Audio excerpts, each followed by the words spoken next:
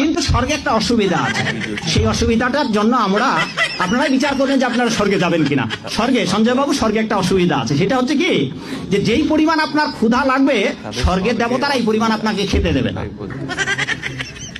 ওখানে সুন্দর সুন্দর পাকা ফল আছে, কিন্তু গাছের ডাল থেকে ছুটে আপনি খেতে পারবেন না। ক্ষুধার ঠেলায় আপনি জল খেতে যাবেন, ওই সরোবরে নদীতে যে স্রোতস্বিনী ধারা আছে, ওই জল আপনি হাতে উঠে খেতে পারবেন না। তো ওখানে যারা স্থায়ী দেবতা আছে, ওরা যা খাইতে দেবে আপনার তাই খেতে হবে, ফলে সহজ শান্তি নেই। জান্নাতের সবচেয়ে বড় বিষয়টা কি?